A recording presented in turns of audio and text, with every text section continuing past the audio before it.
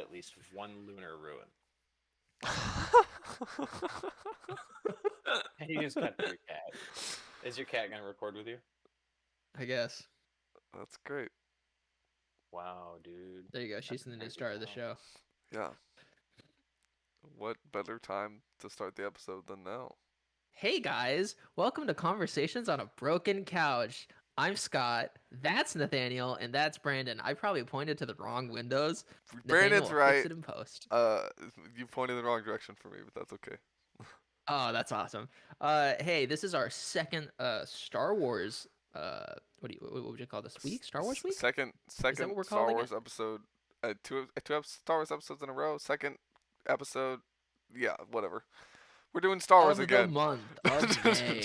Yeah, so we're gonna talk some Star Wars. We don't have a guest today, but Brandon is playing Risk of Rain, and yeah, we're gonna have some fun. So, hi guys, how are you doing? I'm I'm good. doing mighty fine, good Yeah. friend. It's Cool. a good Me day. too. Yeah, I'm excited to talk with you guys about more Star Wars because Yeah. I mean this is fun. We've got so many fun We things love to Star talk Wars. about. Yeah. I watched Oh a couple of boy. Star Wars lore videos, so I'm not a totally brainless fool, and I can actually kind of keep up with it. What were the videos about? Well, the one we were talking about briefly before the podcast is about all the people that Dooku said told General Grievous never to fight. Funny enough, can you guess who was on that list, Scott? Oh boy. Well, considering we talked about it before we started, I'm betting Obi-Wan Kenobi was on there. The single best Jedi to ever grace the galaxy. That's right. As we discovered last That's week. right, man. Yeah. Yeah. Well, Ah. came out on top of a battle royale. It's got to be Obi-Wan. He is Daniel, are you ready for Highlander. He is Star Wars the Highlander. real Star Wars fans that give hate comments about how Obi-Wan's not the best. He's just a bad rabbit. It was actually It's Darth Revan. Oh, Revan's the don't even get best. me started about the Old Republic, man. Yeah, that Gosh, was a someone different breed is of gonna do Jedi. that. Someone is gonna do that. Dude, They're gonna real go, talk. he knows. Lightsaber skill he to uses the lightsaber sixth skill. Would lightsaber Obi-Wan have a form. prayer against the Old Republic? I have no Would he idea, have a dude. Oh prayer? gosh. I have no idea. What about any of the other videos? Anything that stuck out to you, or were they all just Just basic stuff. There was a couple Okay. like Darth Plagueis, and the guy was like super boring, so I clicked off of it pretty quick. Oh. He Darth literally Plagueis is sounded cool. like I don't know how to describe what he sounded like, but it hurt me listening to it. Oh. Right, well, that's interesting. How about you, Nate? I guess. What do you mean? Yeah. What about you? How have What you been? specifically? Any Star Oh, Wars stuff this last week? I've been okay. Yeah, I've just been working on my Star Wars month videos. That's been Star Wars Well- for me. I haven't watched any of the new shows. I haven't watched Andor. Andor? Um, Me neither. I So- need to. Need it. I hear it's pretty good. I heard it's really good. So the first season was good, but here's season 2 is good as well. So Apparently, it makes Rogue One Yeah. even better. well, Rogue One was already top 3. So The best. Yeah. yeah, it's already, as the kids would say.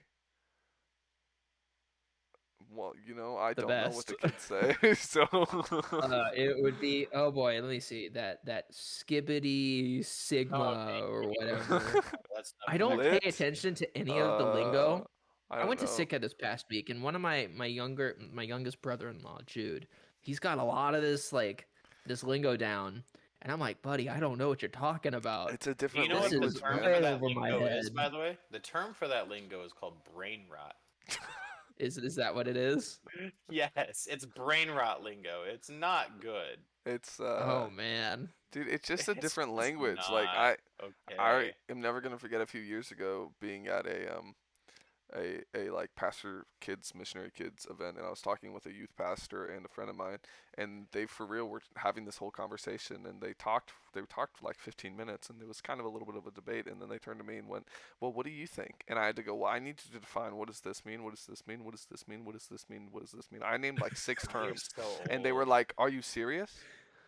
Because I'm the same age as one of the Yeah. guys, but I had no But idea Nathaniel, because you're I just secretly 87. I just like try to speak normal, clear English. Like I don't, and I wasn't on You social have to media or remind anything them like that. that growing up, So your usual hangout was around 25-year-olds. yes, so I went. All your friends were 9 years older than you.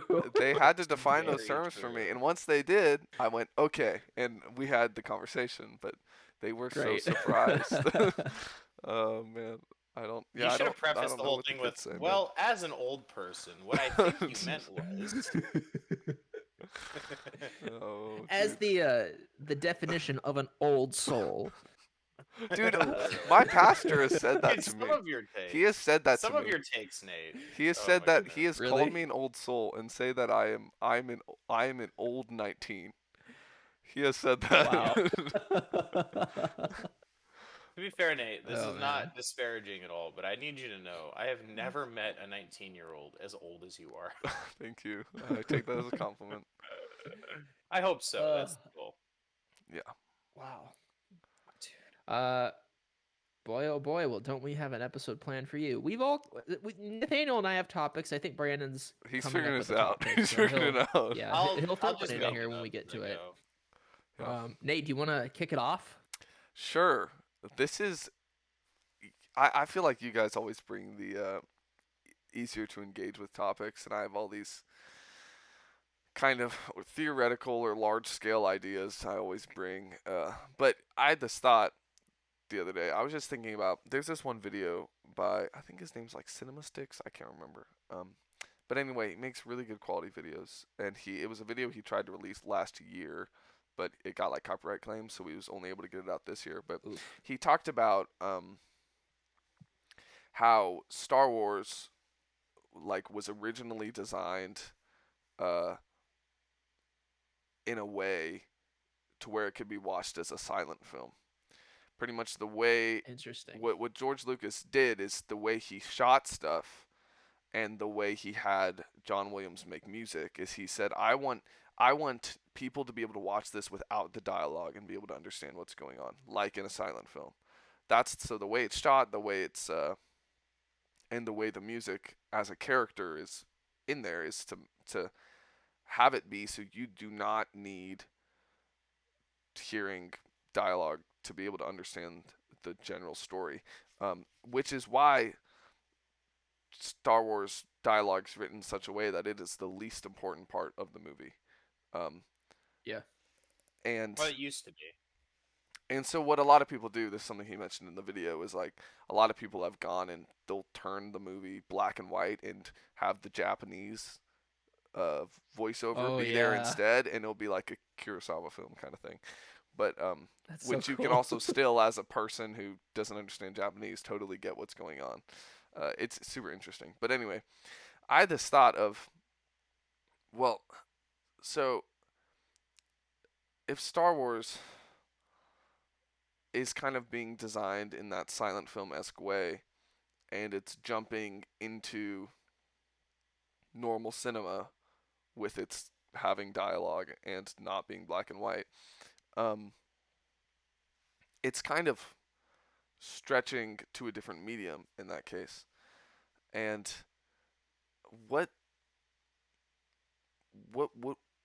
at that point, is it too far for it to for there to be Star Wars games or Star Wars books? Is that too far removed from the original medium? And I was specifically thinking in books how interesting it is that you can have a franchise that is purely that its core, its films are made to have redundant dialogue, yet a book is only that. It's Yeah. kind of That's true. an interesting thought. It's a totally different way to experience it. And I think my take on it is it's an okay way to experience it as well. It's just another interesting level of the world in general, and it's cool to be able to go, well, I've played this game or I've watched this movie and I'm going to read the book of it, and now I can be inside of the character's head. That's super interesting, right? But a side thought is I was playing The Force Unleashed for Star Wars month, and I was thinking, man, they don't need the dialogue in these scenes at all. They did such a good job at making it like a Star Wars film because I no subtitles, no dialogue. I get what's going on. Yeah. I get it well enough. Uh, but then a book is totally removed from that, and it's just interesting. It's just interesting because then you can start talking about other things. Like I recently reviewed Final Fantasy VII Advent Children, and um, that movie so heavily relies on you having not only played Final Fantasy VII, but even the like you need to have played the game to understand the way it's paced. And Yeah. you need to have this understanding that they are not meaning for you to understand what's going on in every scene. The movie was intentionally designed in such a way that they wanted you to come to your own conclusion at the end of every scene onto what the meaning of it was. And that's interesting because games aren't always designed in that way. And we often get in this whole conversation about, oh, Lord of the Rings books versus movies, book adaptation versus movie adaptation, that kind of stuff. And I just, my whole point is this. My whole point of this is that I'm trying to make is, I think that not everything should be adapted to a different medium.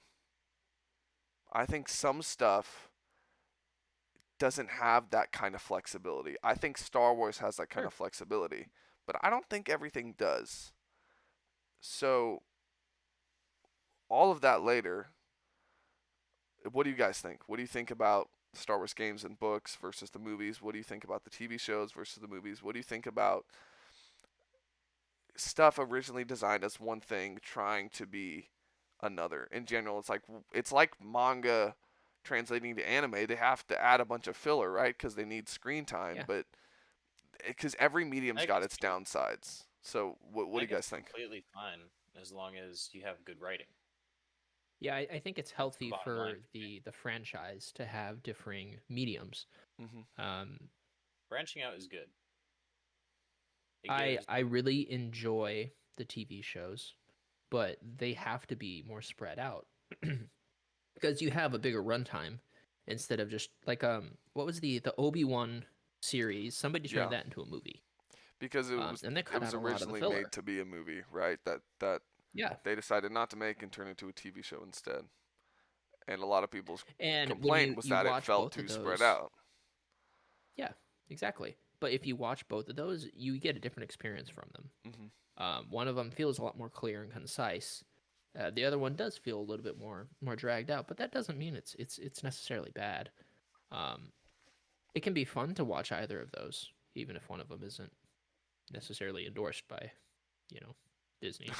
Yeah, Um, but in the same way, I think it's healthy to have. Uh, I don't know if I'm necessarily getting to the point that you're or the topic you're trying to get to or answering that kind of just wanting to question. talk around it. Uh, It's not really a question. okay. Uh, so many movies and games nowadays have novels, like the story version, the book version. Yeah, And when you go ahead and you read the book after you watch the movie or before you watch the movie, I mean, you already know what's going to happen, but it's interesting to see what else you get from it. yeah, Um, especially in books. What else? What are they adding in there to make it to fill it out a bit more? yeah, Because a lot of those movies you can write in pretty short. They can be pretty short, so you have to add a lot more stuff in yeah, there. yeah. Not, no, I don't know if you have to add a lot, but Depends on the and I film. wouldn't call it filler either. It's, I guess, padding is probably a better term for it. detailing. Yeah, you have to use a lot more details, things that you don't think. I don't know. You wouldn't necessarily notice a whole lot of that in a watch through of one of the movies. Yeah, And maybe they'll throw in some lore bits in there.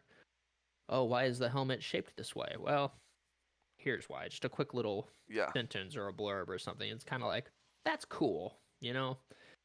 I think that's healthy.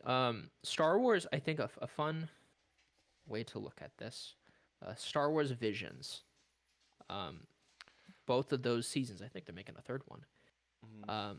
Are it's Star Wars? It's not really canon to any of the. It's not canon at all to any of the main events. Yeah. But it's different animation studios, not just Japanese. I think they also have some other studios in there. I think the second season sort of branches out into more international studios, other than like anime ones. Oh, there I said like put it on the counter. But those are, in my mind, when you talk about different mediums, those are the first things that come to mind. Yeah. Is how each of those, because some of those How don't they each have interpret dialogue. it, right? Yeah. Yeah, and it's interesting to see how these studios can create Star Wars projects and tell a story through forms of art. Mhm. Another thing that I really enjoy that I recently have gotten into is I think it's the 1980s, the audio dramas of the first three movies, the original trilogy. Oh, I wow. started listening to the New Hope one a couple months I've never ago, heard of those. and it was Wow. fun. It's awesome. Our dad put a he put a Oh, link for yeah, it, yeah, a yeah. YouTube link. He might have done that. Yeah. Okay. So I didn't started listen listening to that. It's like I I should. think it's 5 hours long, Yeah. and um, it's a lot of fun. Mhm. Considering the time it came out, it doesn't get a lot of the character. Like Bail Organa is not It's not the Jimmy same Smits. Bail Organa that we Yeah. have today. Yeah. The Empire, Darth Vader, the Emperor, what's his name? Biggs, Mhm. Luke. They all have these like very subtle differences in them. Well, not subtle. Some of them are very obtuse. Yeah. Yeah. But it's fun to listen to.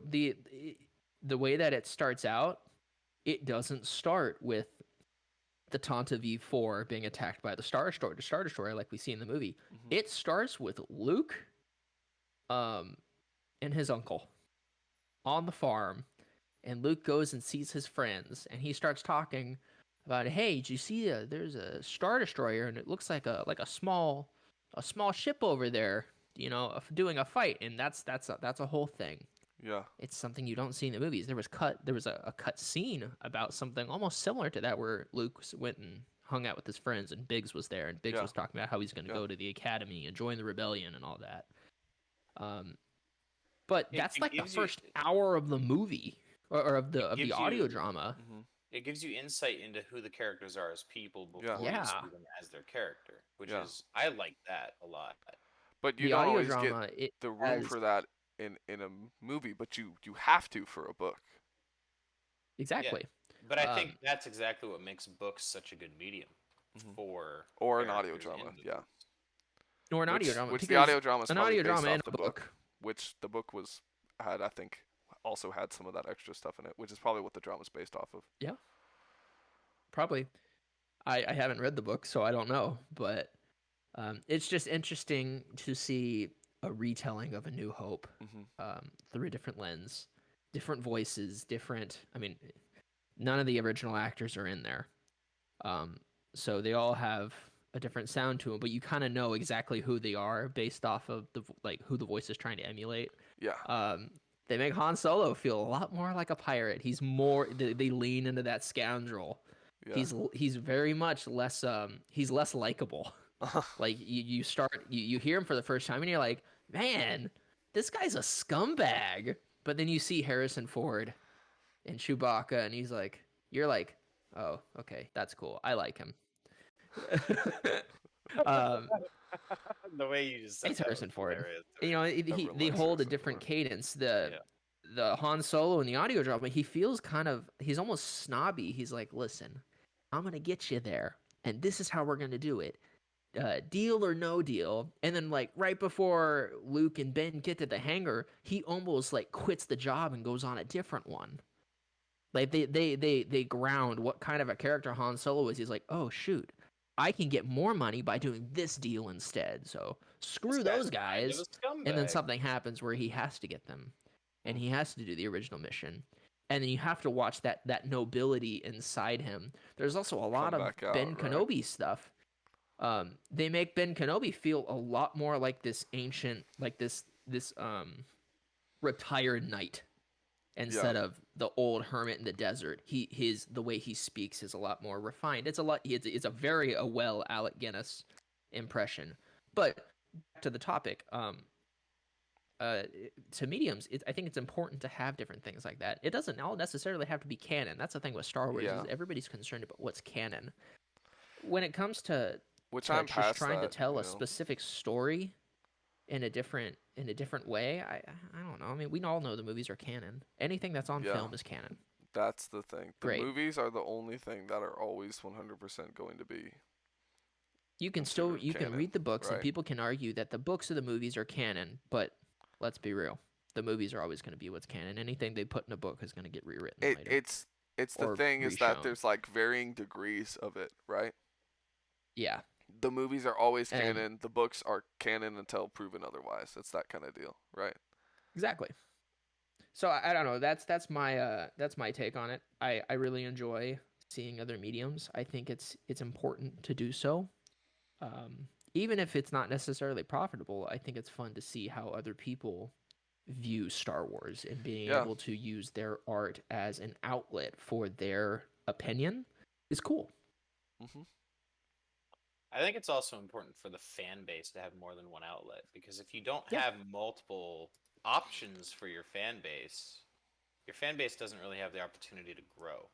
Yeah. Your fan Mhm. base doesn't have the opportunity to maybe discover some, like, imagine if your fan base is only moviegoers.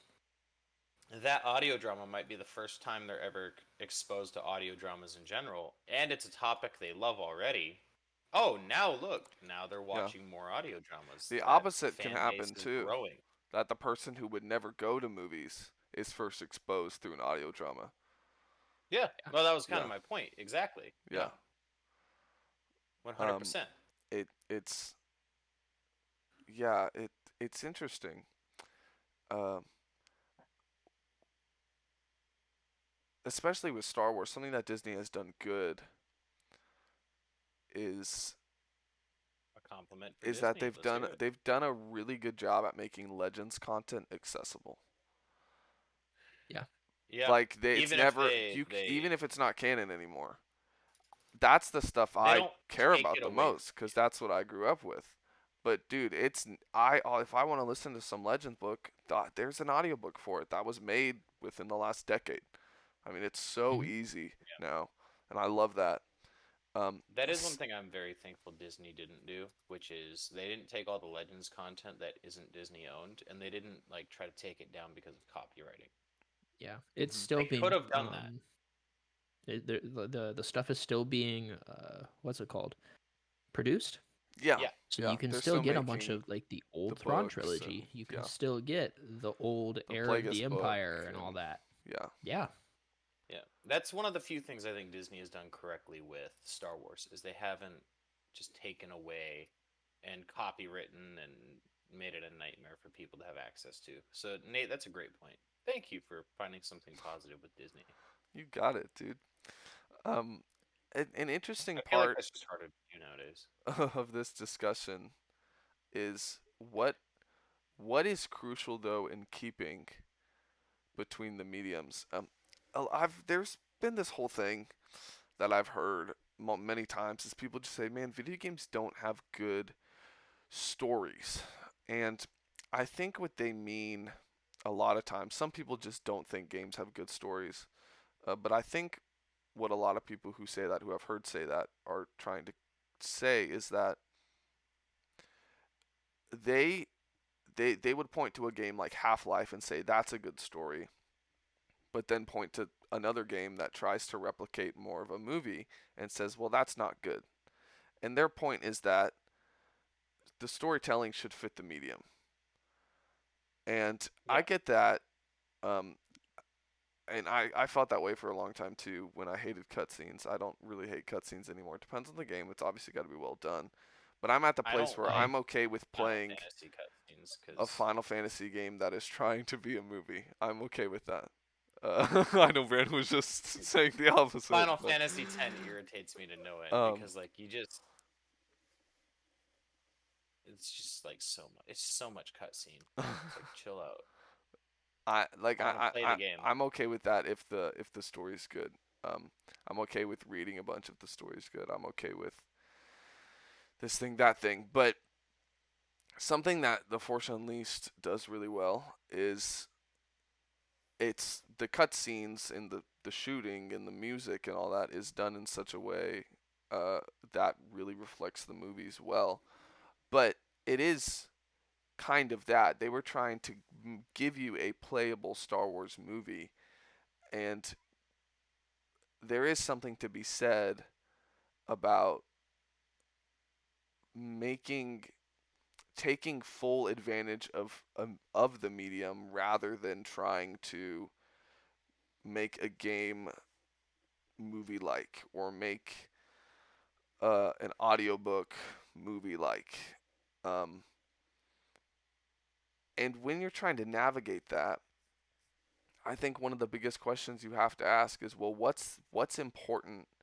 What thematically or what style-wise can we not lose? Yeah. I think it's very cool that Force Unleashed gets that I don't need voiceover to feel the emotions of the characters Right. like the movies do. But you don't have that in a book. A book's obviously going to be written to have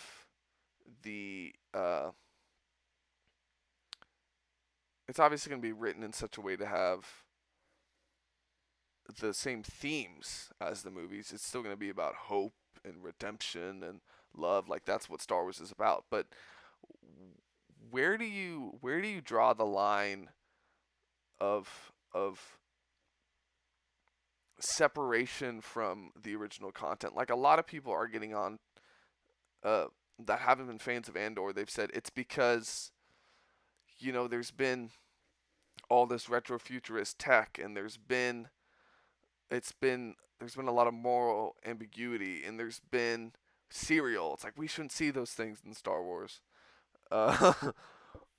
Because it's never been in the movies. So where do you kind of draw that line of adaptation versus taking the franchise to a different medium and needing to have First of all, I think people connection? who complain about seeing cereal in a Star Wars movie need to grow up and get over themselves. It's food. Bro, if you're nitpicking People the eat, food man. people eat in a fictional universe, get over yourself. Go cry in a corner. No one wants to I hear think that. if anything, I'm just happy that it canonized cereal in Star Wars. We know they ate Right? cereal. Yes. Glad they Yeah. have bathrooms. We finally saw that. Now I in can imagine Mandalorian. Yeah, man. Obi-Wan eating cereal right before he goes to fight Grievous, and that makes me laugh. I believe it, man. That's really what happened on Utapau. Yeah, He ate his Choco Chunkies and he powered Yeah. up. he had Captain Crunch, which is why he was so strong. Yeah, Oh, absolutely. Yeah. Yeah. had his frosted Right. Not flakes. Choco Chunkies. It had to be Captain Crunch. That's the only thing that gives you such a power boost. I think I'm gonna try and answer the best way that I think I can understand. Does that make sense? Yeah, I'm yeah. trying to understand it. I think I understand what you're saying. I am too. I'm also trying to. I'm trying to put it into words. I'm struggling Yeah. with that, but Oh, that's the hard thing. It's like Well, you can Nathaniel, see pictures in your as- head, and you're like, "How do I describe this color in As we know words?" historically with you, you are excellent at articulating yourself and making sure you're understood. It's are you being sarcastic? I can't tell. yeah, yes, that was very Okay, sarcastic. I was okay, being very okay, sarcastic okay. there. Sorry. For those who can't see So my your face. question is, oh gosh, that's a good stretch. Your question is, what's important between adaptations? Basically, what's important to not lose between the adaptation? Okay. Not losing. I want to say not losing the spirit of it. Yeah. If it's one thing if you make your two different adaptations have different tones, but if you lose the reader in them questioning whether or not this is Star Wars anymore, I think you failed. You have to make it clear that this is still Star Wars. Or if we look at any other franchise, if this has stopped feeling like the franchise, then you failed. But if it still feels like Star Wars and you're still exploring different tones, different themes, different kind of styles, that's great. That's cool. It means you've succeeded. So Yeah. you're kind of saying I think that's concise. it shouldn't feel like it's just a story taking place in the galaxy far, far away. It needs to feel like it is a Star Wars story. That galaxy far, Right. far away needs Okay. to be Star Wars, yes. Rather than it just Yeah. be in the setting, it's also got to be in the spirit. Okay. I Yeah, I think think it'd I be agree. real easy for Aliens or something akin to Aliens to take place in Star Wars. The problem with it taking place in Star Wars is it doesn't feel like Star Wars. It feels closer to Star Trek than it does. Well, actually, I don't know. Maybe it does feel closer to Star Wars But I mean, it because can of all that feel retro like tech. Star But Wars, but it just takes that little extra effort. You got to understand the yeah, medium you're you writing. have to go. You have to be. Continue what you're saying, Brandon. I lost my train of thought there. My train just well, derailed and went For to a me, building. it's whomever is writing it, you have to understand what you're writing. You have to understand the source material to a degree, and you have to understand the message that the original makers of Star Wars were going for. That's very Mhm. important. If you can't Yeah. comprehend those things when you're writing, then you're going to make a piece of garbage, basically. I think that's Yeah. just great storytelling in general and story writing.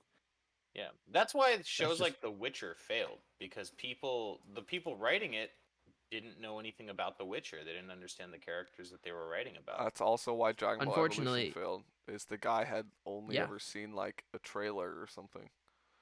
He never It- once watched Dragon Ball, which was Something like that. oh It's my nuts, dude. goodness, dude, that upset me. That movie is so bad. Well, it gets back to, what we're saying is the world doesn't feel like it takes place in this franchise. It doesn't feel like this franchise anymore. It just feels like they took characters' names and tried to make something like it. Oh, Yeah. a great game example of that would be Star Fox Adventures. Rareware was working on a different game, and Nintendo said, "Hey, can you put a Star Fox Doesn't it skin have on the it?" dinosaurs? Yeah. And so it's Okay. not a Star Fox game, but it's got the Star Fox characters. Everyone goes, "Oh, well, you could have just put someone else here." It was just licensed like that. Yeah, that's an interesting point. I think one of my big hangups with Star Wars, a lot of new people getting their hands on it, is they try to make it mature. And Star Wars, George Lucas has always made Star Wars for 12-year-olds. And I It's a think goofy space that's a opera. big part of the spirit Yeah. of Star Wars is you can have it be an alien story. It's just got to be for 12-year-olds. I really don't think you should ever go outside of that because that's how Star Wars was designed. Andor's kind of pushed that age rating up a little bit, but something they still have done while doing a lot, like it's very much a case of this is clearly taking place in a galaxy far, far away. There's a lot of stuff in it that we haven't seen before that doesn't feel like anything we've seen, so you can kind of get that feeling very quickly of, oh, this doesn't very much feel true to the spirit of Star Wars. But at the same time, it is very much about hope.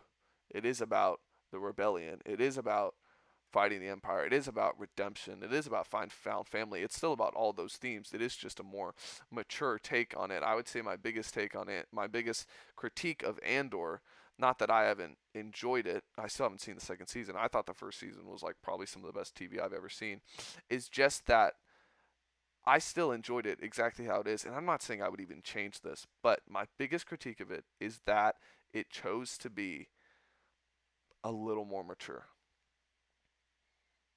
Yeah. And it was I don't able to necessarily think explore that's the those problem. themes that it wanted to in a new way because it took it to that level. But just Well, Star let's be Wars was real. A always lot of Star designed Wars to is be Sith that one Lords way. murdering people. Yeah, that's written for 12-year-olds to a degree, but also like that is a serious like That's something adults can watch. Let's be real. I don't think the age issue is really a thing with Star Wars because, again, hey, that Sith Lord just decapitated my favorite Jedi. My 12-year-old brain isn't comprehending how horrific that is. It looked cool, but That's not as what an I'm saying. I'm adult, I'm saying like, when you oh, I'm saying when you I'm not saying when you make it accessible to adults. I'm saying when you make it unaccessible for 12-year-olds. oh, okay. So it That's has what to be I'm able to saying. be Yeah. watched by 12. Okay, Yes. yeah, that makes more sense. See, Yeah, I get you. I think that makes sense. I think that's Um, a get big it. part of the spirit of Crack. Star Wars to me. yeah. No, you're right. That was, it's the spirit of the original creator.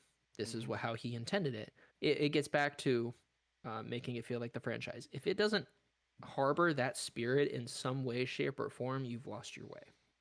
It's not Yeah. It's not that franchise anymore. It's a poor adaptation. So at the end of the um, day, the question is, would George Lucas approve of it? Then is Well, really what you're well, saying. we know he, with a lot of stuff that's in made, he wouldn't. But that's for Yeah. a variety of reasons. Well, we know s- he actually doesn't. But that's for a I'll variety touch of on reasons. this. Whether I like George Lucas, I think he makes great movies. I love the originals. I'm excited. I hope he does more. I don't think he will, but um, even despite the fact that he didn't approve of, let's say, the sequels, Hmm. um, though they still feel like Star Wars. Yeah, They they still do. did a good job trying to keep that spirit alive. Absolutely. So in my mind, Absolutely. it's still a success, Mhm. whether or not the original creator liked it or not. Oh well. Same thing with I'm gonna pull one out of my butt. God of War. The guy who made the first three God of Wars, the Greek saga, hates the Norse saga. He thinks it's terrible. Really? Yeah, but I think the Norse saga is far more appealing than the Greek saga. It is I to think me. it's just better. Yeah. Yeah, It's better written. it is. But they're also two different kinds of games. Whether or not they hold the same that candle, that spirit, I don't know, because I don't know Oh, God of War as well as I know Star Wars. I But would say the um, Spirit of God of War is so different, but it was well written that spirit change is acceptable. there's an evolution That's there. Yeah. different because the spirit of the character changed. Yeah. Mhm. You know, it's getting back to the sequels. They're I've said this before. The reason why I never want Episode 8 to be decanonized, or at least the reason why I'm glad it exists, even if I have a lot of problems with it, is because, again, there are people who needed to see their hero be in a rut and come out of Mhm. that rut. There are people who needed to see Rey choose to not be defined by what others said about her. Her being a Palpatine, being evil, that kind of thing. There are people who need that found family theme, that redemption theme, that hope theme that Star Wars always Yeah. explores, that the sequels did such a good job at changing. I think you've got two different cases of the spirit of the story changes in God of War, but so did the spirit of the main character versus the spirit of the main character changed being Luke in the sequels, but the spirit of the show did not change. So Yeah. both are fine, I think. Yeah. Well Nate. said. Well, Shall I we move on? I'd be curious before we move on, and this is a little off topic, Okay. but I know most people that like one like the other. Scott, you've seen more than have you only seen season 1 of Rings of Power? Yes. Okay, me too. I'm just I wondering have not seen any Rings of Power, by the way. what you two think is the spirit of Lord of the Rings. What would need to be consistent between anything in Middle Earth? Always fighting against the dark. What Gandalf says in strictly speaking, the movies. I mean, the books are in there as well, but um, I think it's what Gandalf says about. Is it Gandalf? I don't know. Somebody talks about. It's been a while. Um, basically, what I'm trying to say is, in the Lord of the Rings, in the Hobbit movies, the Lord of the Rings movies, even in Rings of Power, there's always that that fighting against the dark, against evil. That's kind of the big thing of it all. Frodo deals with fighting against the dark all three movies, all three books. Mhm. Well, He 2.5 continues to be books. tempted Um, the entire time. yeah, he has to fight against that. That's the whole thing. We're watching this, um, this wee hobbit fight against the essence of evil, Yeah. um, in this item, and he's trying to destroy it. And at the end, he fails to it, but he has friends who are able to lift him up, Yeah. literally. That actually, Scott, that sentence you just said there leads to my point. I think that Lord of the Rings, the spirit of Lord of the Rings, is comradeship. Yeah. Yeah. Fellowship. Having people at your side. Yeah. The adventure of being with people that will support you as well. I think those are extremely important. Look at The Hobbit. It is all about the adventure and going out and doing something you didn't think you could do and overcoming with people at your side that help you do it. Yeah. That's a great way to put it. That's awesome. Yeah. Yeah. Well said. That is actually something that makes Rings of Power interesting. Is you've got I haven't seen it, so I can't what's his say. name? It's okay. You've you don't got have to. Elrond and Durin, who they've got each other. They're bros, right? And then you've got the what is it? The Harfoots? Is that what the heck they're called? Yeah. The Harfoots. You've got the girl and her friend, and the wizard, the whatever. Meteor Man. Yeah, whose name is I can't remember. Yeah, you've got him, and so those people have got each other.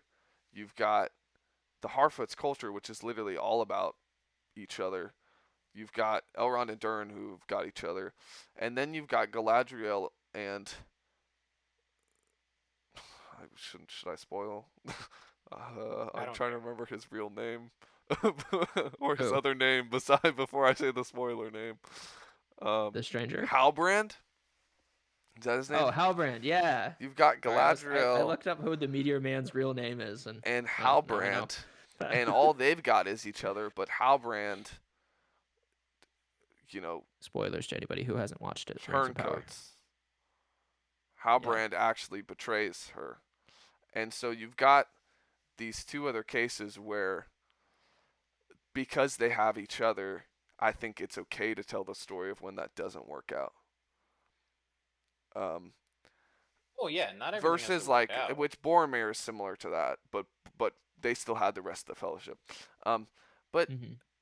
but if they didn't have those other stories going on, that where it still at the end of the day was about having people,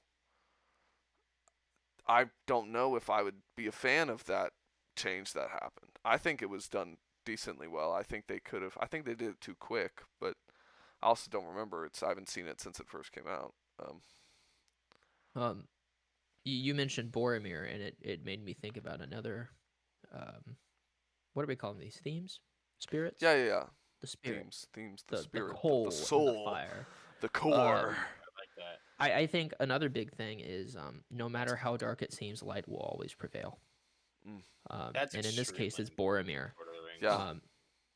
Boromir is one of the only people we see other than Bilbo, but I guess and Faramir doesn't count. Book Faramir and movie Faramir are different. Faramir is basically Book Faramir is Tolkien. basically like He- meant to be flawless. Like Yeah, he's the Tolkien DMPC. yeah. It's Tolkien in book. It's the self-insert. Yeah, it's the given a But vision with by Boromir God. specifically, it's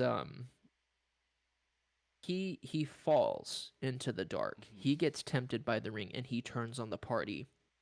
But he redeems himself. He returns back to the light and he makes Yeah. up for it. He dies, but he does so in defense of his friends. Mhm. And ultimately he dies alone, which is sad.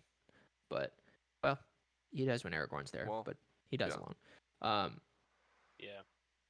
But still, it's epic. Frodo fell into the dark, and Sam helped him finish the job with Gollum at his side. Um, Yo, imagine an alternate ending that's a where big thing about Lord of the Samwise Rings. just throws Frodo into the lake, into the lava with the ring. Well, That'd I be think in one of the bummer. what is it, Nathaniel? It's one of the it's the Treason of Isengard. It's the one of the making of the Lord of the Rings books. Um, it has all of Tolkien's original writings as he's going through different drafts, and he's like putting it in bullet points, like this is gonna happen, this is gonna happen, this is gonna happen. I think in there, he talks about how Boromir almost went through all three movies and joined Saruman, and Aragorn had to kill him. Like that was a Oh, draft. wow. There was a draft Oh, where Sam was gonna fall in the fire with the ring, oh, saving man. Frodo. Um, Samwise is the there best was a character. draft where Gandalf cloaked himself in mithril armor and fought the Balrog all the way up the mountain. Like, that's a thing that never happened. Aragorn used to be a hobbit that wore shoes. Yeah. But where did I get on that? Why did I get on that? Oh, you were talking about Oh, Sam Brandon was jumping in the talking about fire. Sam But jumping in the fire. Sam falling in the fire was That's not in interesting. the way that you said with him picking up Frodo and chucking Frodo in, but that was a draft. That was a thing that almost happened. Imagine that would be like the saddest ending ever. Just Oh Sam, gosh, I'm it would be sorry, terrible. Mr. Frodo. I'd Yeah, have to do it. that'd be And so just picks bad. him up Yeah. and chucks him in. It's That'd be heartbreaking. it's interesting. It's just that's just an interesting discussion.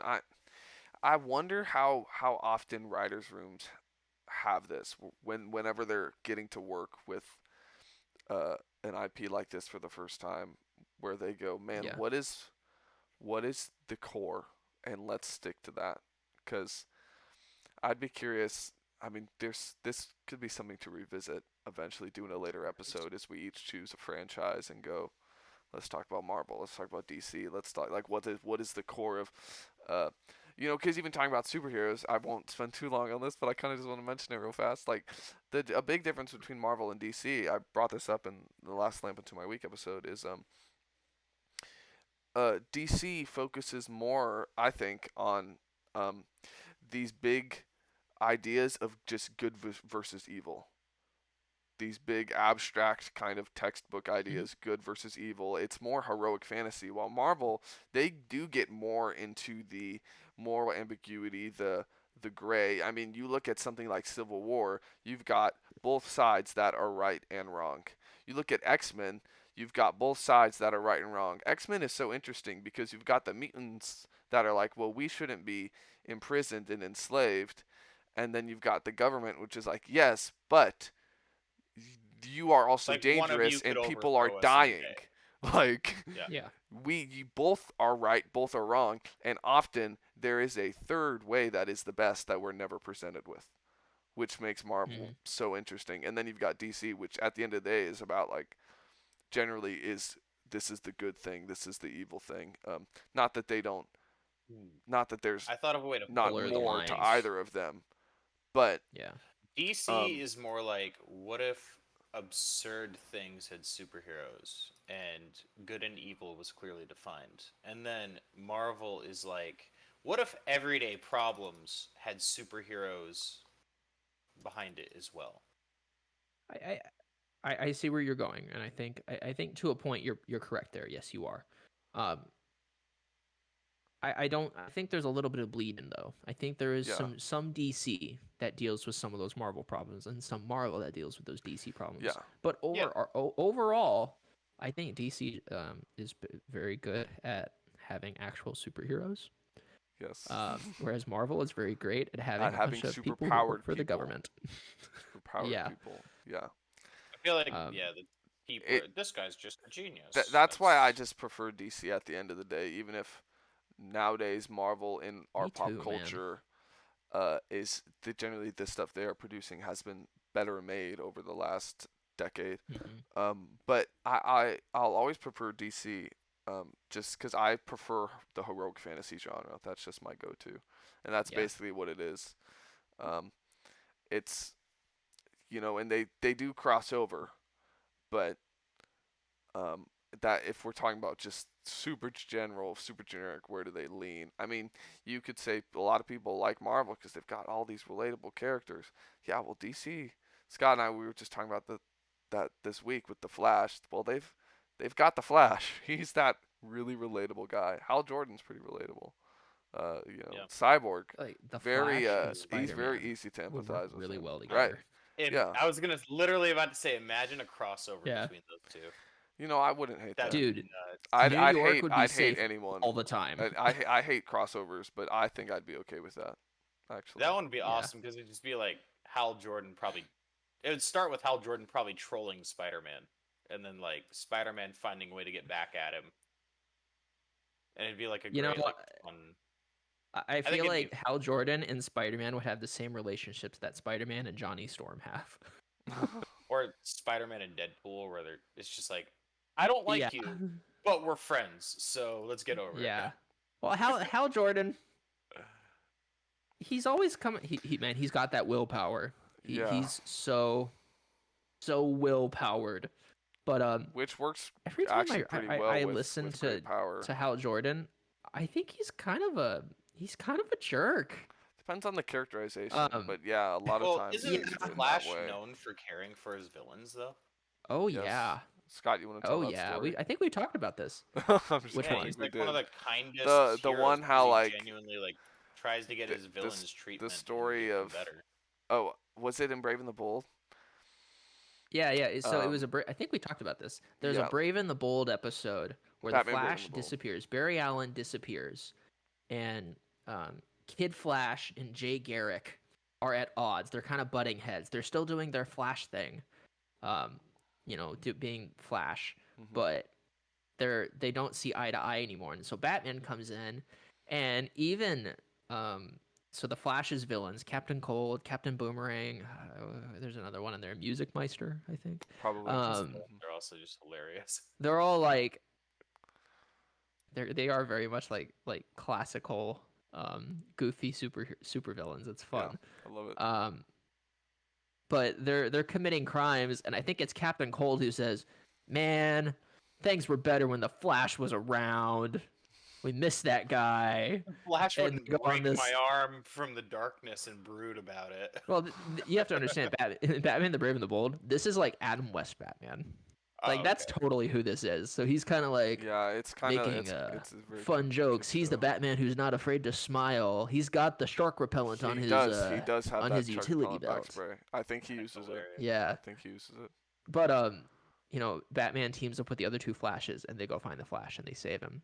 And at the end of the episode, all his villains are making up mischief, and they just see him rush by before he wraps them all up, and they're like, "Is it him? Yes, it's our guy!" And they're like high-fiving him as he's like getting hauled off to jail or whatever. Like Yeah. that's the Flash and his villains. Yeah. You know, that's so cool. The Flash is such a bro. And sure, he has villains who like really want to kill him, Zoom. but also the Flash is the guy.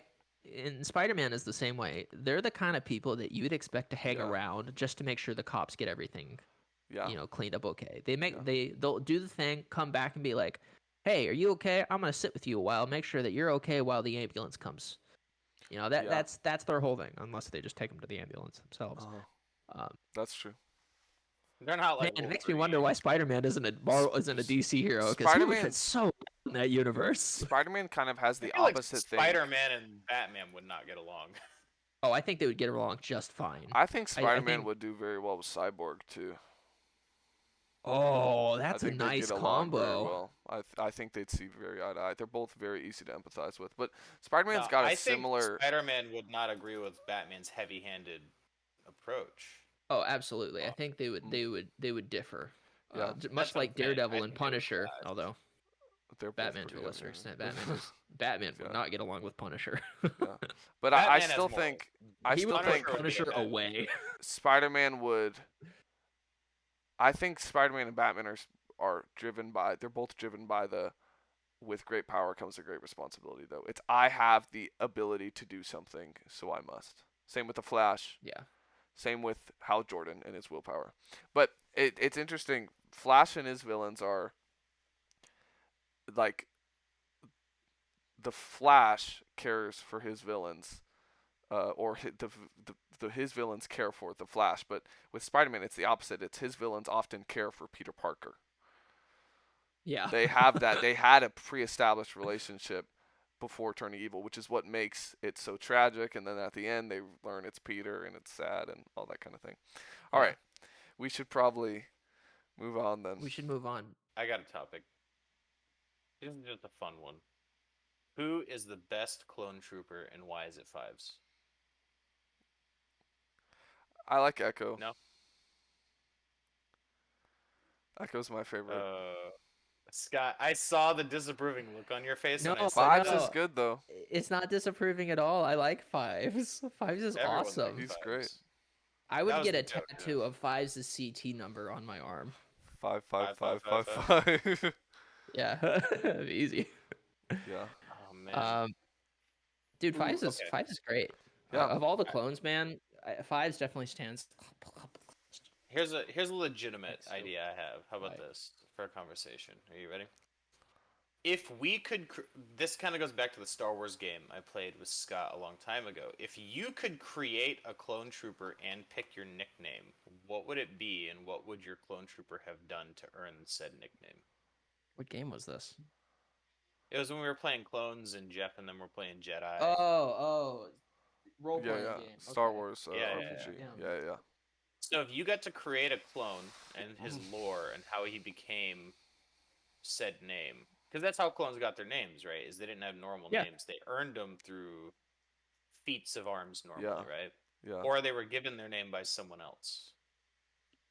So if you got to have a clone and you got to choose how they earned their name, how would you do it? Oh boy, So- I just I know what I would do. Okay. Um, You go. I think for me it would be his name would be Toad, but that would be because he'd be like a swamp skipper, like he would be in not like kind of like a diver or like a he would hide in ponds and like place like explosives or whatever in swampy area like swampy planets like Felucia or parts of Kashyyyk. Probably part of Yoda's little contingent that he has in Yeah. Kashyyyk. Yeah. I think that would be it.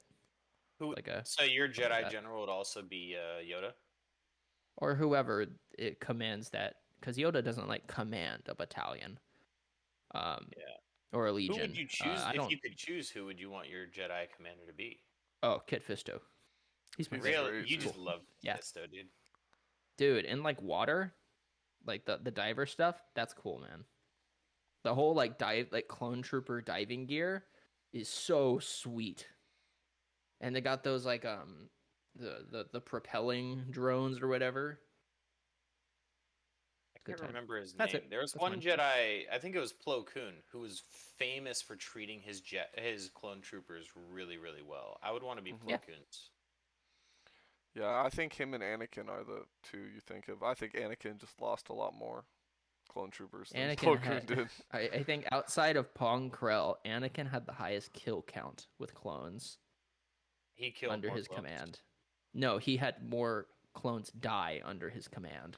They also But- did the biggest stuff though. Yeah, they also did absolutely. like, the I most mean, basic- Anakin realize did all the the he was given all the hard missions.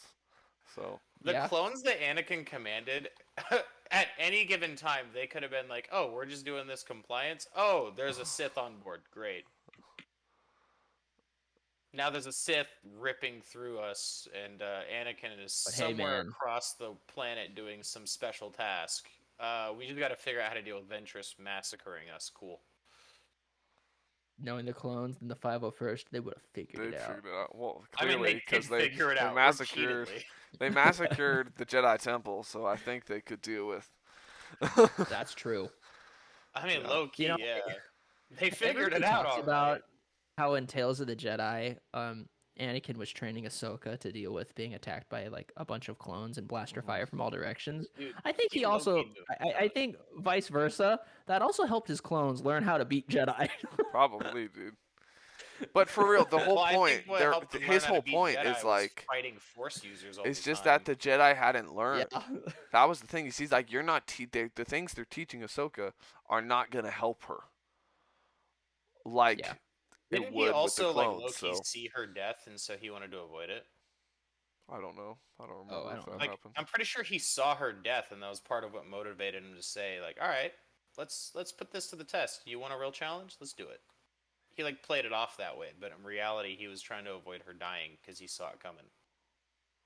Maybe it was like a proverbial, like, you're gonna die if you do it this way. Maybe I don't know if he could have seen a vision. I don't Well, know. because I I he don't know that had remember he saw a lot foresight. of stuff He happen. saw a lot of in, people die.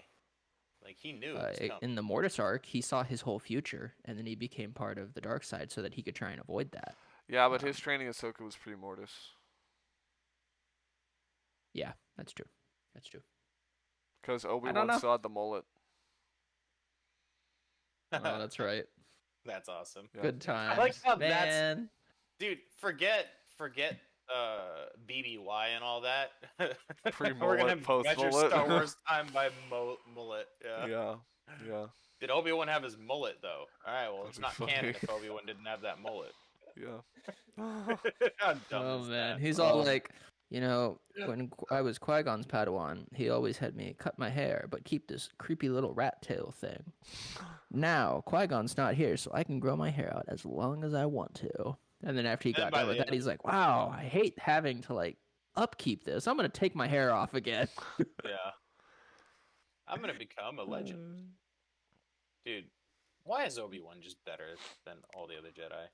Obi-Wan's Well, we talked cool, about man. this last episode, but he's just the best. I don't mean martially. I mean attitude-wise. Like his attitude is amazing. He's such a cool, just like dude. I think it's because I just think Rough. it's because of how hard he had to work to get to where he was. It takes He's just a positivity. good It dude. takes He also was just so motivation, kind to it people. takes- He was fearless. yeah. Obi-Wan was had just good a masters. bro. He was. He was a Yeah. He good was bro. a bro, And he was my friend. right? I didn't even know. Nate, what would your clone be? I think there was this one guy we tried to do an Old Republic game once. Did not go well, but I had a clone who's Oh yeah, not a clone, a Republic trooper whose that's right. name was Full Hammer. So Oh wow. I would have it just be that. I mean, it's hard to say this because Wrecker exists, so I feel like I need to Yeah. come up with something else. But if I would just have a clone that, what I think inspired you and I to decide on that name, Scott, for him was watching the I think it's in an Old Republic cinematic or something for the Old Republic Ace online game, Malcolm. where like there's this one clone commander who, not clone, like Republic commander or something, who Yeah. I think he Jace punches Malcolm. a Sith in the face. Am I wrong about that? Uh-huh. So I would want Oh a no, guy, he goes through like 3 of them. dude. I would just my clone would from get the his cinematic? name Oh my for goodness. like Chase he's Malcolm. he's the up That dude's close a and giga personal Chad. guy. He's got a Yeah. shotgun, and he just punches clones. Not clones. He punches droids, man. He punches droids. He just, God, like a Titan from Destiny. That's what he would be. Wasn't there He like runs in there, famous, Eats like, all the Clone Wars bullets, shoots scene where- everyone, and just punches. Yeah, man. That's Wasn't what there a he'd be. famous Clone Full Wars hammer. scene where a He clone goes to punches punch a B1 as battle droid hard as before a He he breaks hits his wrist. It's hilarious. Like Yeah. he's just so caught up in the moment of combat. He's like, "I got this!" Shatters. his wrist. Ah! What would you do, Brandon? Oh man. See, I love the idea of like being not like a high ranking officer clone, but like having a clone who has some like really good at like tactical insight, but also is just respected by the dudes around him and not necessarily in charge, but he's like a natural leader. You know what I'm saying? Like Rex if he didn't have the rank. Yeah. Rex when he's And then with I would, Cody, basically. Yeah. And then I would name him something like I'd name him something like Brick Wall or something dumb because How about he's just just Brick? stubborn. Brick Yeah, is he's cool. Just, yeah, Brick, he's just yeah. stubborn. No, it would have to be like bricks. It couldn't be brick. It'd have to be like Bricks. bricks. Bricks is more. of a- BRIX. Name him Bricks because he's so stubborn, you know? Yeah. That'd be ideal. I And then mean, I'd why have not him just name him underneath. Brandon at that point? I'm pretty stubborn. Am I that stubborn though? I'm just joking. I don't mean, think I'll you're that take it if stubborn. I am. That's funny. I'm not gonna You're disagree with you. you're not you are not a very difficult person, Brandon. You were very patient, very understanding. This is true. How dare you? I Yeah. am offended. You will call me stubborn or I will cry. Okay, guys. So my topic, my first one, not necessarily like a, said like again, put it on the counter. Not necessarily a. Let's talk about this, but I just wanted to shout out because we were talking about a lot of video games before we started the stream. Yeah. Have you guys Oh, heard about the right. Battlefront 2 resurgence? Yeah, so yeah. Quinn told me about it the other day. Basically, the entire Battlefront or Star Wars community got together and decided we're all going to play it on this day to let them know that this is what we want. We want another Battlefront game. Yeah, man. And so now it's got a bunch of devs of Battlefront 2 trying to come together to, I don't know, like petition to so they can make Battlefront 3. That'd be cool. Which And is it's making sick. me want to play Battlefront 2 again. Dude, both of those But I don't games, have the space on my computer to are so download that good. right now. So I know I'll they're be honest, different is that from. the one where you have to download the EA launcher in order to play it, though? Yeah. I have Only it on Steam. PC. Only on PC. I think you're the one that You had still- to get it on You EA still need or the something. EA launcher. No, you have Oh, to it get. wasn't You have to have available. Origin. You have to have Origin on PC. Yeah. Oh. You don't need It's it on available console. on Steam now. Yeah. You can buy it on Steam. I saw I know, it the other but day. it still asks you to have Origin installed. Do you guys remember the crazy amount of Ewok hunt that we played? Dude, No, it's Ewok fun. Hunt is fun. It's terrifying. Yeah, though. man. Yo, it's so much fun. terrifying, but it's cool. I love that Yeah. they added terror to the tiny teddy bears. Dude, maybe that's Oh, the did Star you see Wars that alien meme I we've sent been you the talking other day, about. by the way? It's a Maybe. really Maybe. It's a really dumb meme. It's an Ewok standing there in front of the camera, and it goes, "I used to be a Care Bear, and then I tried meth." Dude, what if they made? I got 2 Star Wars movies for you. All right, first one's gonna be called Ewoks. Second one is gonna be called Ewoks. It's just Alien, but it's a bunch of stormtroopers, and it starts. One Yeah, is you just- the first instead one of, is like, just the one alien Ewok, and then the screeches, you're- second one it's a bunch of Ewoks, just versus It's an Ewok stormtroopers left and alone right. on like on an Imperial frigate, Mhm. and he's Oh, like dude. climbing through vents and like killing them. it's instead of drool, it's like his little flies that are coming out, and then he. Yeah. It's the... Low key, I would play that game mode in a heartbeat. A bunch of Ewoks got loose on the Death Star, and Sidious is like, "Where are all my soldiers going? What the heck?" And then Dude's Sidious just overlooking the reactor, and this little Ewok just headbutts him down the shaft. Dude, Yeah. I can just imagine it, Darth Sidious sitting on his throne, and all of a sudden he just hears, "Watch," and he's like, "What?" And the only Just looks thing over that'll and sees stop like him is 2 fire. Ewoks like looking up at him. Dude, hilarious. I just have this idea in my head where Sidious is in his chair and he just goes and turns around, and just like an alien, you know, I think it's one of the characters turns, and the face of the xenomorph is like right Oh, yeah, there. yeah, yeah. It's just like the camera turns, but instead it's just Wicket. Just I think Wicket even is Sidious would go, ah. That's yeah, hilarious. yeah. Dude, question. Judging by the continuity of the video game at this point, would Darth Vader or Sidious have survived a night on that planet Yeah. Oh, definitely. obviously, yeah. Both of by them. themselves, just in the middle? Yeah, Yeah. Vader could just force choke those guys. And Vader would have Palpatine convinced them that he's a god, Ah! Very Oh, that's quickly, true. actually. That's just like true. Luke Actually, did with 3PO. and then I he mean, would he kill them. is the man and the machine. So, fun fact about Darth Vader. He was After still episode pretty 2, charismatic, right? Darth Vader eventually went back to Tatooine to kill some Tusken Raiders or something. But the Really? they thought Yeah. like the Tusken Raiders worshipped the guy who killed that whole tribe in episode 2, which was Anakin, as their god at that point. Oh my gosh. And so their god comes back as Darth Vader and kills more of them or something. It's crazy. Yeah. Yeah. He killed their rivals. He killed their threat. It's wild. That's crazy. Yeah. So Vader would Um, just do that with Interesting. Ewoks, but it'd be weird. Anyway, So that was my little mini topic. I just Yeah. wanted to talk about Battlefront 2. Yeah. Those games are And good. how cool it would be Those to games are really actually good. get a Battlefront 3. Yeah. Like, how cool would it be if a Battlefront 3 finally came out after What would you 20 want? plus years? So the original Battlefront gosh. 3, the original Battlefront 3, the big thing which there's like, I mean, because just real fast, the Yeah. Dice's Battlefront games are very good. They're not the old Battlefront games. I know a lot of people were disappointed that they were different from the ones we got in Yeah. 05 and 06, but I honestly think they're both very, very good. All four of them are very, very good. I think the Dice games are Mhm. very, very good. They're totally different, but they're very, very good. I think just as good. They look great too, Wait, man. Nate, They are did they some very, great very stuff with good? those graphics. Yes, they are very, very good.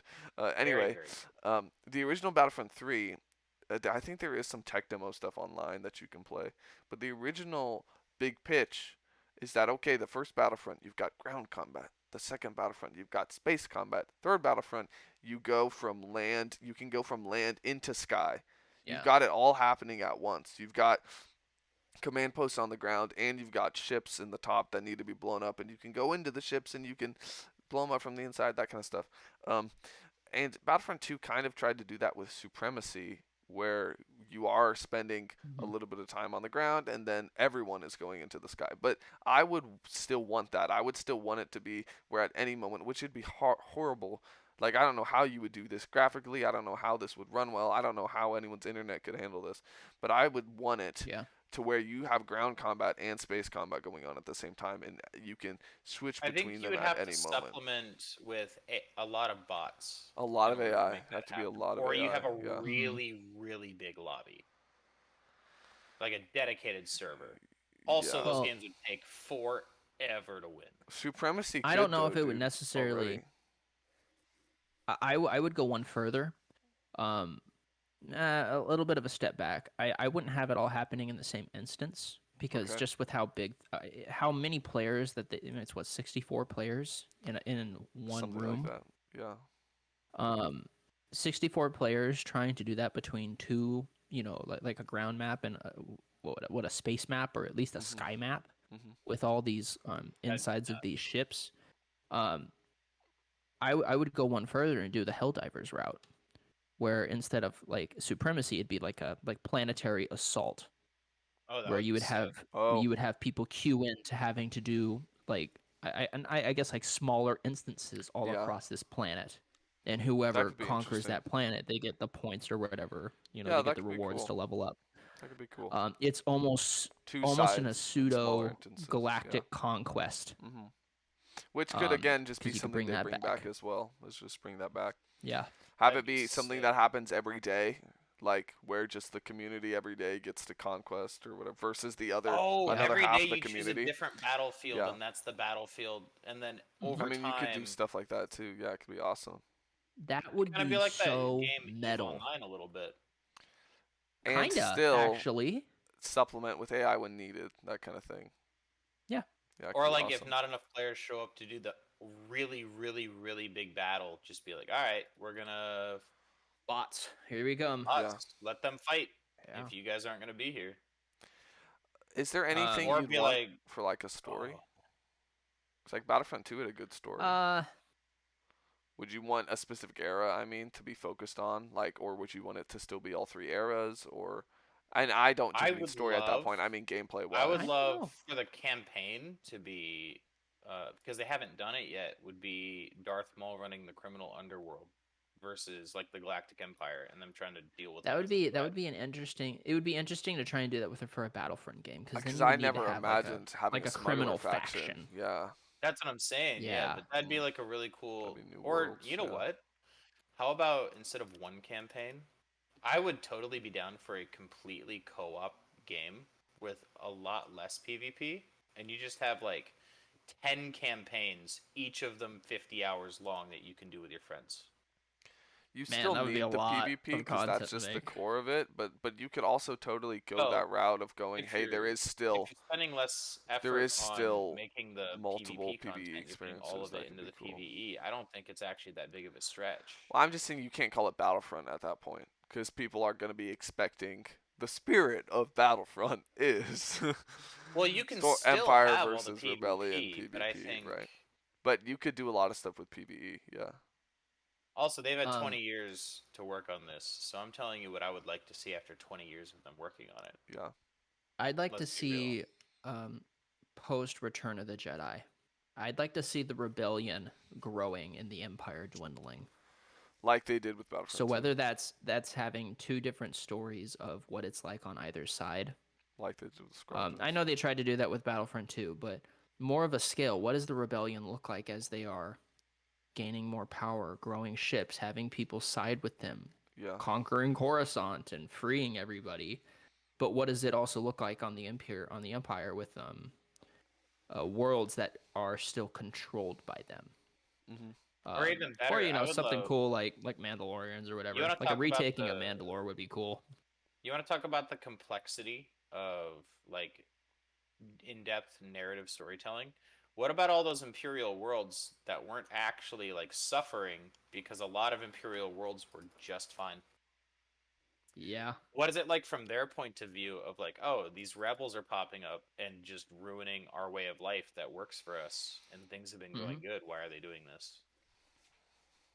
You know, that's Star Wars, man. Yeah. I would love that. They get into That'd be that so stuff, man. Um, those are I the think kind of I'd things want, that you can I'd really want only. one for each era.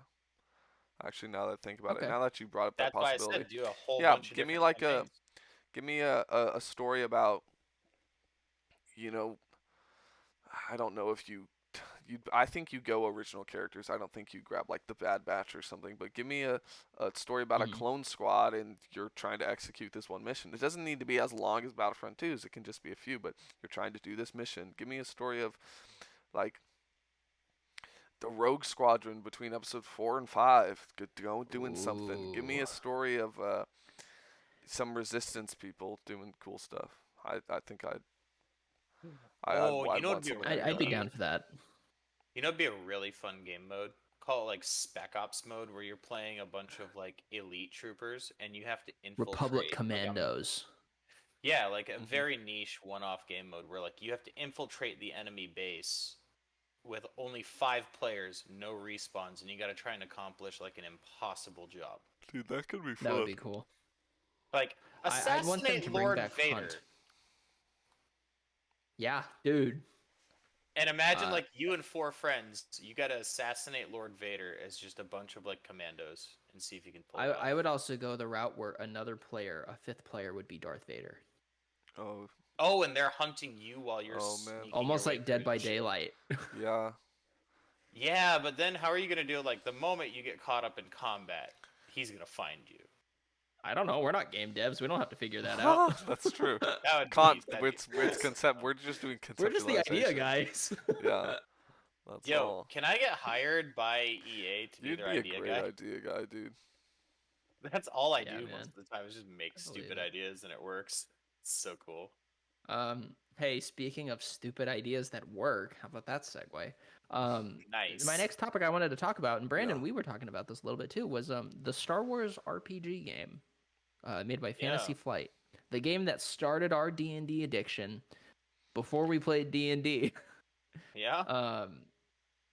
Is that what it was? So Do you you guys think we it was wanted, an addiction? Seriously? We That's did play. I We think did for me play it for a was an long addiction time. for a while. I can quit anytime. Still playing. The brand of the. Actually, I haven't played in a while. Oh, Yeah, me neither. My last game was It, I don't know, like April 15th or something. The- 2 of my players graduated and left. Ah. So that would do it. yeah. So Anyway, we're, Star Wars we're RPG. currently recruiting new. Oh. Yeah, so Star Wars. I've said it before. It is my favorite system of all time. Okay. it's so well done. I love Maybe Fate might the be Star better. Wars system. Oh, I think it takes a lot of. Fate's pretty good. Let's be real. Stunts, man. Fate core, Fate The Accelerated. stunts it's are all pretty good, dude.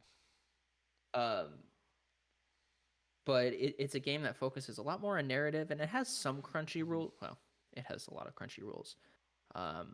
But we were talking about games that we would have liked to see. So, Brandon, is there a game that you would have liked to play in using that game system?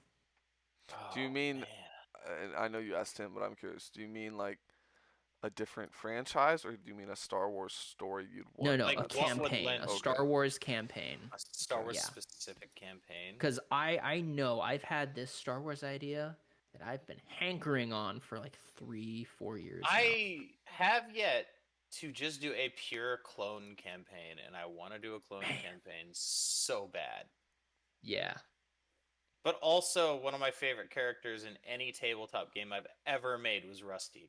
And he was a B1 battle droid that survived the Clone Wars and then became like self-sufficient. And he was dumb, but he also somehow became an epic sniper. And it was so That's right. cool. Well, we didn't know how the rules worked back then. So. Well, to be fair, That's true. But it was was still cool. a good shot. Yeah. The rule of cool, bro. Also, it didn't Yeah, matter man. if we did the rules right. Like, all of my yellow dice hit double success. It was insane. Yeah. He was You a got all the good sniper, triumphs. dude. I got so many triumphs on it. It was nuts. So you would want to do a Clone Wars game. Or but I just I clones. would love to replay. I want no Force users in the party. That ruined both games we played. That was is everyone was like, Very you let one person be a acceptable. Force user, and then everyone was like, I want to be a Force user, and it's like you can't be. And they're like, what if I did I this? think- I was like, all right, well, I think we definitely had three wouldn't have solid that Force problem users, anymore, though. and then we had one player who I'm was more like, "Well, I mature. guess everybody else is doing it, so I guess I'll do it too." Yeah, I remember that.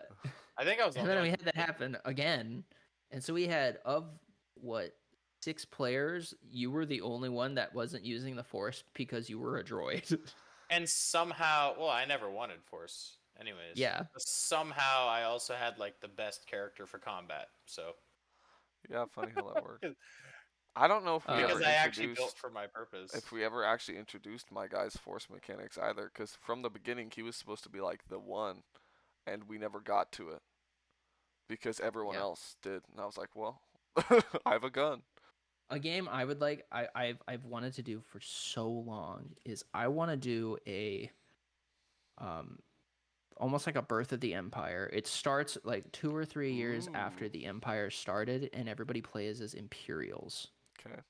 Oh, we but- gotta like make that choice. Are we gonna join the Empire? Well, Or that's are the we thing just is you going are to- part of the Empire, but you have to. There would be introductions of what happens when the Inquisitors get involved and you find all your power stripped out from under you. Now you're Yeah. listening to these people you've never heard from. You don't know who they are, but they have the same kind of things that you've seen Jedi do. Aren't the Jedi supposed to be the bad guys? And I would try and introduce Yeah. elements of the rebellion, and it would make your characters start to question, hopefully, or maybe not. Maybe you guys would just go full, absolutely, these are, this is the way that we do things. This is the Empire. But there's also the chance of maybe you guys But start questioning introducing the whether or idea not of, the are we the rebellion. bad guys? Yeah. And that's something I would want to do. I love that. So Yeah, that you could be guys would have to be interesting. playing like officers and stormtroopers Yeah, and yeah. captains. That could be That'd tight. be sick. That could be tight because a lot of people No Force users. aren't. I love that. A Thank lot of you. people that joined the No Force Empire, users. right? They weren't looking to abuse You know, power and it- be cruel. They were just normal people wanting to serve their planet and serve Wait. the galaxy. And so you The start people who to bought into the propaganda. yeah, and so you start to navigate. Well, you've got these reasonable people, assuming that's probably the kind of party we would have come up with is decent people, Yeah. and having to the Inquisitor step in and stuff starts to get a little weird, and the rebellion comes in, and it feels like, oh, we're being attacked by these terrorists. What the heck is going on? But then you see how they're getting I treated, think- and you're like, that's not how we do things, and that's where the tension starts. And you have the people who are diehard, no, we gotta listen to orders. There's a reason, and then you've got the other people who start to get a little sympathetic. Could be good. I think something I always thought I would be fun was showing the different shades of the rebellion. What happens when the first rebel cell you're fighting is Saw Gerrera? And he is What happens when the merciless. second rebel cell you're Yeah. fighting is not Saw Gerrera, and it's very different. Yeah, Yeah. because there's a big difference What between happens Saw when the first fighting Gerrera rebel rebels you and fight is extremists. actually- and Princess Yeah. Leia, right?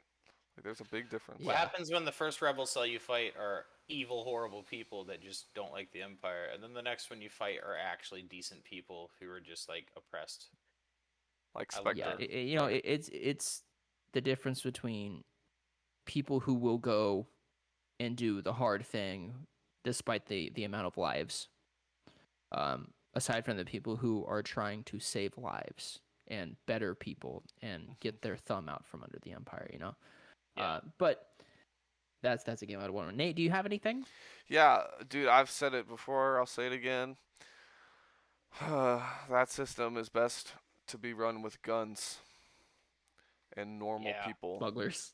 Yeah, it was originally designed as Edge of the Empire, which was Hmm. which was for Oh, well, I smugglers gotta move. and bounty hunters, Oh, and then they made another system for you to be able to play Rebellion and another system for you to be able to play Jedi. And the Jedi stuff is cool, as you've said before, Scott, if everyone is playing Jedi, or if you're okay with the fact that the one Jedi on your party has to be much stronger and have much more XP than all of the rest of you, and you have to be okay with that. So I would just want, um, because again, like, call me boring. I don't necessarily care to play in a game where there is some moral ambiguity. I do want us to be like a team of good guys trying to do good things. Yeah. That's just how I am. So I'd want it to be a group of rebels, that kind of thing. But because the smuggler types of stories are so interesting, and I'd still want to navigate that, it would be kind of like the first session you ever did, Scott. The second session, I guess technically, where there is some intrigue going on, where we are kind of in that seedy underbelly, having to work with and around um, corruption and crime lords, and there's all this like gambling over here, and there's all this like smuggling over here, and all this stuff going on, and we're in the middle of it, like almost undercover, but even more so establishing cover and trying to find connections and trying to figure this stuff out. So I'd kind of want a rebel party, associated rebel party of good guys going through uh, this campaign, this arc that is heavily um, tied to the underworld, the criminal underworld kind of thing. So it'd be kind of Yeah, that bridging would be that, dope. doing something that is both Edge of the Empire and Age of good Rebellion. people who are And I'd forced to stick it use the criminal underworld in yeah, order to get I'd to stick the it in the original trilogy somewhere, just in that timeline. Whether it's Cool. whether it's pre BBY or not, just somewhere around there. My It's backstory such what would a be I I would was want. once a versatile drug system. dealer who was selling death sticks, and then Obi-Wan told me to go home and rethink my life. That'd That be would be my you. backstory. You'd be Yeah, that guy. I'll play that guy. Cool. Playing And that then he ends character. up being like this epic soldier. It's a Oh versatile boy. system, but it is. I mean, I like it. It's versatile, but it's very deep, Yeah. and in a way that is not for everybody. I don't mind it, but it's like a lot of people like 5th edition D&D because it is not as hard to get a big grasp of as 3rd edition. This is true. Or And fourth edition. 3rd I know that edition now. was 3rd Fourth edition edition was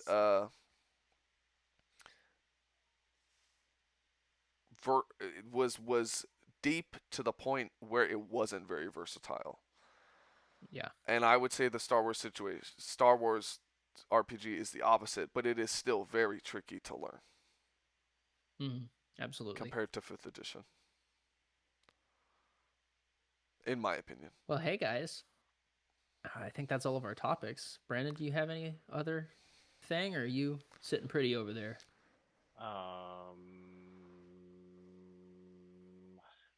I want to go back to what you said. Like, it's not a Star Wars campaign. I'm gonna do my obligatory. It's That okay. game system would actually work amazingly for a campaign idea I've had for a long time. I really, really, really want to do a Warhammer Rogue Trader style, What is and that? I think the Star Wars game set would be amazing for that. There Is that like there was a Elite Dangerous? time. Where no, you What? guys wouldn't play Space Marines. You'd be just people. No, that's not what I'm asking. Um, Like Rogue Trader, are you basically just like smuggling the whole time? Like what is that? No, so rogue traders are like a thing in Warhammer lore. Basically, they're people who are given permission by the Emperor himself, or like their family lines were given permission by the Emperor himself to like trade across the galaxy and explore undiscovered territory Okay. and just do their thing. Oh, yeah, So that they're that people could with be like cool. special permits. But like a rogue trader is also a game system. But the way I would love to do it, I would love for you guys to be like either part of a rogue trader's crew, not the rogue trader themselves, or like an inquisitor's personal cadre of people, and you guys have to you're like sent to figure out what's going on in this world over here because the inquisitor's busy dealing with a heretic cell over here. And so they send you to kind of like preliminary figure out what's going on, but then you get cut off and you just have to figure out how to navigate this Hive City underworld issue without the Inquisitor's aid, using only the resources you have on your rogue trader ship. That could be interesting. So, Brandon, I think this would be the game for you. Back in, I believe it's, if I'm reading this right, in 2009, Fantasy Flight Games, who did the Star Wars system, they also did a separate system called Genesis. Back in 2009, they created a core rulebook and a Game Master's Kit and a whole line of products for Warhammer 40k Rogue Trader, and it uses the exact same system. It uses the same exact rules. It's okay, because I've seen system. Rogue Trader. That's what I was referring to. That's the system. But I wasn't sure if it followed the same rule set. I don't believe they have that license anymore, so I don't think the game is produced. But it is out there. Scott, you want to play it when I come down to Florida? I'm not going to buy it. You can buy it. If you buy it, you own don't you own the Rogue Trader books? No, I own. Yes. Wait, no. Whatever. I have else. I don't know where that book is. It's not called Rogue Trader. That's a different game. I'd have to look that up. Warhammer 40k has like a bajillion different TTRPGs. Not counting the war game. Just different, like, this is what this is for. This is what this is for. This is great for emulating just this section. It's too big. They did a lot. They need to break it up. They did a lot. Well, they did break it up. That's the point. That's what I'm saying. That's the thing about Warhammer is you can't make. It's the same thing that I think they could have done, or kind of with Star Wars. You can't make one rule book to fit every facet of this franchise. No. I think they should have a Jedi-specific TTRPG book, if I'm honest with you. I'd be curious to see how the old D6 system did with that. Saga? Oh, man. But that's I want to preface with Star Wars Fantasy Flight's Star Wars. When we talk about how the game is hard to run with three different types of peoples, rebels, smugglers, and Jedi, it's because they did make three separate core rule books, one for each section. And they made Edge of the Empire, which is all of your outcasts and your smugglers. They made all that, your bounty hunters and all that stuff. Mm-hmm. They made that first. And so the rest of the next two core rule books were centered around this style of play. But it also kind of sets a precedent for the power level, using Dragon Ball terms, that each of these your characters from these books have to be made. Your rebels have to be able to do things to keep up with your smugglers, whereas your Jedi also have to do that. And unfortunately, it doesn't in my opinion. There are people who run these kind of games, and it's perfect. It runs very well. But you have to understand what kind of people they are. Yeah. Because everything you do in those games revolves, all your leveling up happens around spending XP. The same kind of amount of stuff that you're going to use for your skills, for your talent trees, which would be like your spells in D&D, and like your different skills. Like imagine if you're familiar with 5e, imagine having to use XP to be able to use Action Surge as a fighter. You don't get it right away. Welcome to 4th edition. Yeah, that's 4th edition. Powers, baby. But all of your force powers are also locked behind these talent trees. So not only are your Jedi having to go and build their skills and their talent lists, their talent trees, they also have these force trees. So they're going to need a lot more XP to just do basic things that Jedi do. Yeah. So it's really good if you're trying to play a character who's like an emerging force user. Ezra Bridger. But if you're trying to play in the Clone Wars, it's going to be a lot easier if you're playing a bunch of Jedi who are able to all kind of match up to each other and aren't. What I'm trying to say is that your power level, your Jedi are going to feel a lot weaker than your smugglers and your rebels. Sure, they get access to the Force, but how powerful are those Force powers when they could just be buying into their talent trees? It's not hard to match Princess Leia with Han Solo. It's not hard to match the smuggler with the rebel. it's Right. hard to match the Jedi with them because the Jedi either needs to be really powerful and then that's like more powerful than the other two are, or the Jedi has to come down to their level and is kind of less useful than they are, or the He has to be opposite happens handicapped. where now these people are like superhuman and the Jedi is of course awesome. Yeah. Yeah. Luke would have to be putting in extra sessions on the side to get more XP, Yeah. just to be able to hold up to them and still be able to kind of Well, I think explore his powers more. Which I think you can I think he resolve did. that by just being like, give a special XP modifier percentage. Jedi Just gets figure out what that 5 balance more is. XP all Like, the time, something like that. Yeah. Correct. a But percentage, on yeah. top of that, you also have to have players who are mature enough to understand that, look, this Jedi Yeah. is going to get a lot more things than you. Which again, in And the some DM cases, can try and offset that's that fine, by but giving some people won't by be giving mature enough. non-force users extra things. like equipment. Like you get to modify your gun this way, or you Yeah. get cybernetics or whatever. Yeah, or you Um, can slice these consoles, or Exactly. Um, but you have to have players who are understanding of that. And if you have players who understand that not all characters are created equal and they're fine with that, I think you're going to have a fun game. yeah. Yeah. I agree. I've also heard it put before in reference to the Star Wars RPG, which is kind of hard with it specifically. Is it's kind of hard to die. Yeah. Um, You have to build to die as a dramatic Yeah. moment working between you and your DM. and GM. yet something I've heard people say when talking about Star Wars RPGs in general and about Star Wars in general is something that's very clearly established in the beginning of New Hope, which is we just see so many people die. Everyone on that ship dies except for Leia and those droids. The point: life Yeah. is cheap in the Star Wars universe. Um, Oof. so you are often That in is Star a Wars. really, by the way, You've that got is to an be insanely grim sentence. You've got to be okay with the fact that your I love it. character is going to die often, and you are going to make a character who's not a superhero, who progresses very slowly, because XP does progress very slowly in Fantasy Flight. You've got to be okay with that. You're making a character who's not going to be much better from the next, who's going to progress very, very slowly, who will die. That's just how it is. But the system also isn't totally designed around that. So you've kind of got to be. It's just I think you've got Star to. Wars, it- just It's the way the it's it's the designed, use requires case. more You've mature just got to players. be. You've got to Am I understand wrong? the system, and yeah, you as a player need to have a level of maturity. Be okay with stuff not with everyone not being equal. Be okay with your character dying. Be okay with not being able to do anything and everything. Like you can't in fantasy in that game it solves the skill check issue of 5e where Mhm. the guy with a -3 to his intelligence rolls a natural 20 and is somehow able to recall something that the wizard who rolled low couldn't. You can Yeah. resolve It solves that, that though, by issue.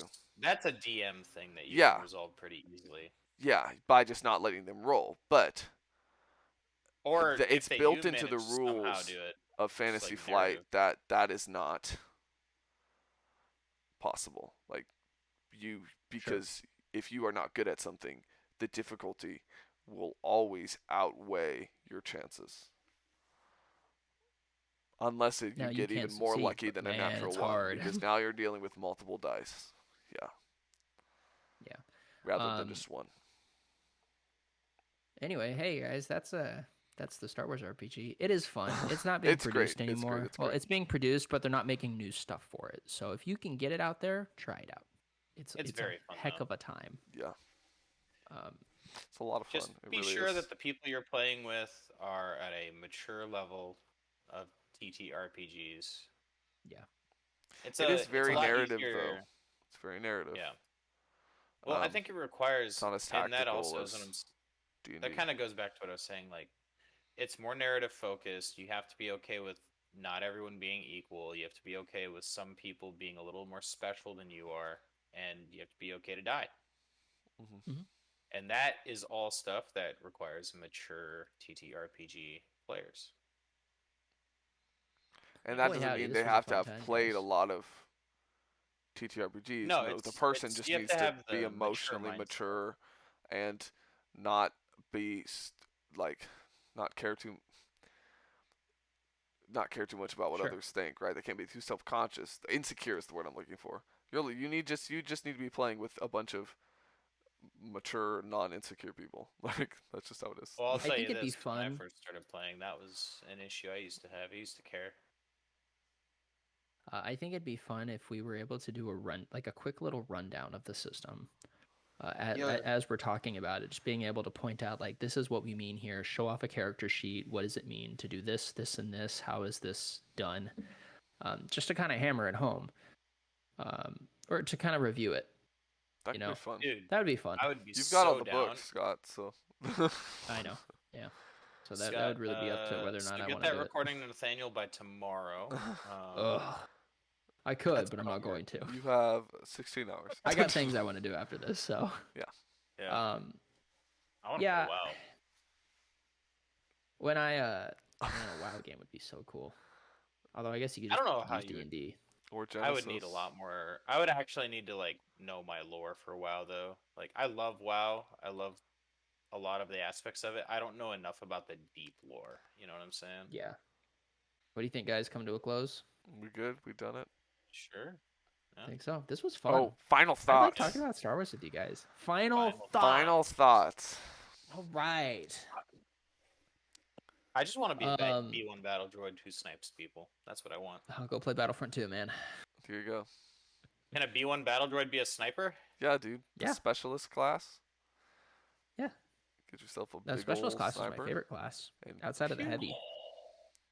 All right, not to draw too much attention to the gameplay because I know we normally don't do that. This is I'm nuts. having an amazing run. Yeah.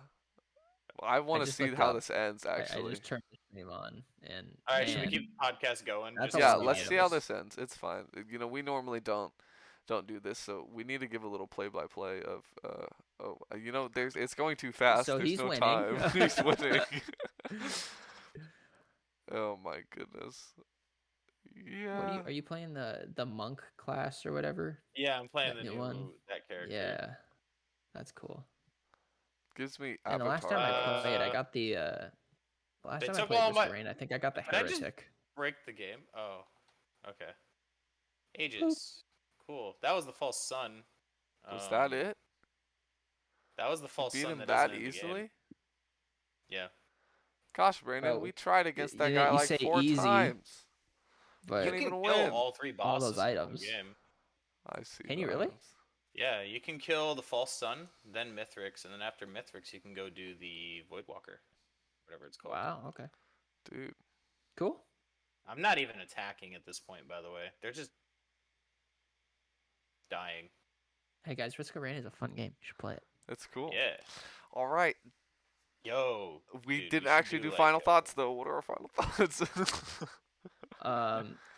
Final thoughts. Oh boy. This episode Poor one Nathan. someday. It's The like, final. we still have an episode to go, guys. I have fun talking to you guys, and I hope we get to keep doing more of these. There's Yes. my final thoughts. Yes. Here's my final thought. When's the Warhammer episode? Dude, it'll happen. I think Yeah. do you guys think it'd be fun to get Isaac on for that? Is For he a Warhammer Warhammer? guy? I don't know. I just think we could have some really good discussion. I don't know if he knows much, but even Well, we tell you couldn't do a what. whole episode of Warhammer, but like it could be a lot of Why not? Warhammer, and I think he could. Brandon, my brain will I'll stop. It'll stop working. It's too much. I'll melt your brain. I can't think that hard for Um, that long. I would be down for a Warhammer. I think it'd be so funny if we decided to do a Warhammer episode, but it was Warhammer Fantasy. Oh, that would be cruel. You have any final thoughts, Nate? Fungus. Thanks for watching. More Star Wars to come. And then One day. other cool stuff coming up soon. Other cool podcast the teleporter? episodes. Got some ideas, all that. So yeah, I hope you enjoyed the last Visible. 2 hours or so, maybe longer, of discussion between us, of just talking and hanging out. I Um, yeah, want Right. to point out this entire discussion, I've been on one run. pretty much. This is actually insane. Yep. Yeah. All right. Where's the teleporter? I want to kill All my right, folks. That's the episode. So long. There it is. God Bye. bless. Love you all. Bye.